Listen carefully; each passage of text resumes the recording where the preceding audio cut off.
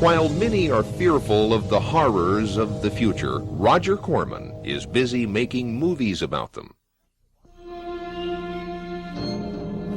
Just when you thought it was safe to go back to the movies.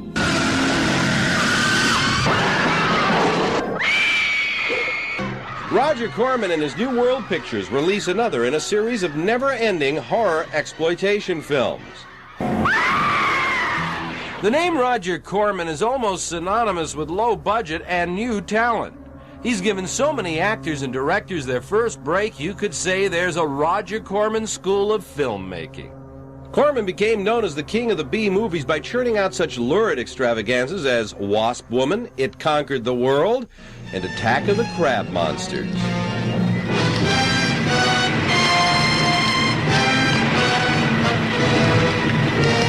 Let's try and blast it, Hank.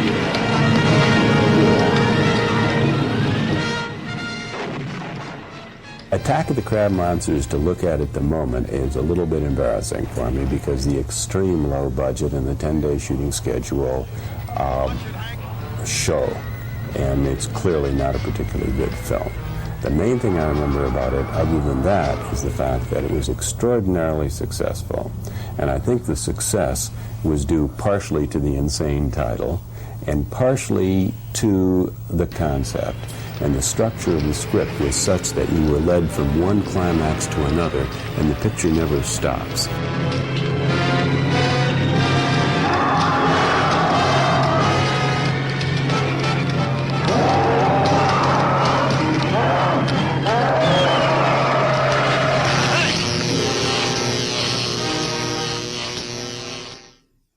Today, at the helm of his own New World Pictures, Corman is continuing his formula for success. The first rule in making films for me is the idea. The budget is simply a factor in an equation in which the money that goes in is my own money. My money is limited, so the budget must be considered in relation to the idea. But the excitement of the idea is always number one in our films.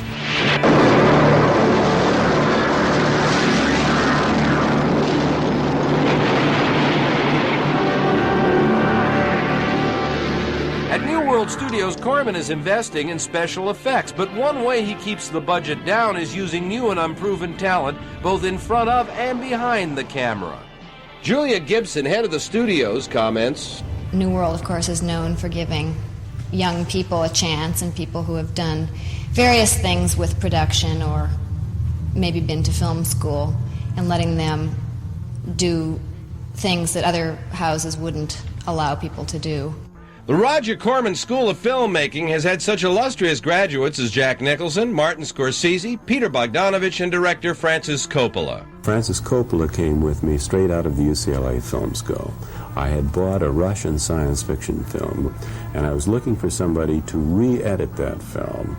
I contacted the UCLA Film School. They sent over some of their, what they considered to be their most promising senior students. I interviewed a number of them and simply felt that Francis was the most talented. And we worked together on some other projects, and then he moved on to the majors. That is kind of a typical story. Robert Towne, screenwriter of Shampoo and Chinatown, recalls the first script he did for Corman. It was about fraternities and Hell Week. You know, Roger would do these, and he says, this is the title, Fraternity Hell Week. Oh. So then, you know, do whatever you want, and they'll pay you $5.95 to do it. And they'll shoot it in a week. In those days, Roger would shoot anything. Today, however, Corman is a bit more selective about hiring new talent. It is more difficult for him to get to me because we have a distribution network around the country. We must have somewhat bigger films in order simply to pay for the overhead. Now, when the budget goes up, I am somewhat less inclined to gamble with the new talent. However, we have 3 new directors that I think are very good. First, Bruce Clark, who did Mind Warp, Howard Cohn, who did Saturday the 14th, Alan Holtzman, who will do Mutant. One of us will come right down. Okay. Holtzman, who started out as an editor for Corman, recalls how he got his directorial break. He came to me, and there was this spaceship set that he was shooting on. He was making Galaxy of Terror.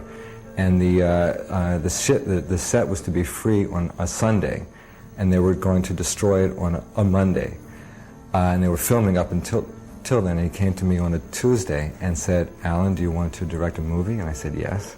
And he said, "Well, if you can write and direct and put together a 7 to 8 minute opening of a space movie that can go anywhere, the movie's yours." And I said, "Okay."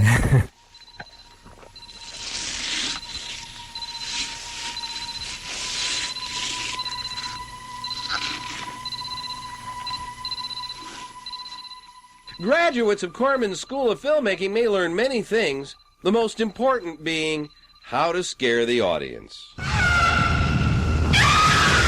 In terms of the terror, Roger is 100% dogmatic and, sold on terror. I mean, we went to him, and I'm sure he's heard these pleas from many people before, but Roger, can't we, no, we've got to, we have, 9 people here and we're going to kill 7 of them.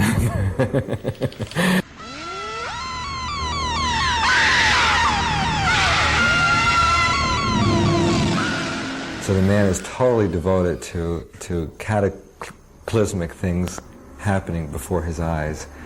And the challenge then becomes to do that in an exciting and different way.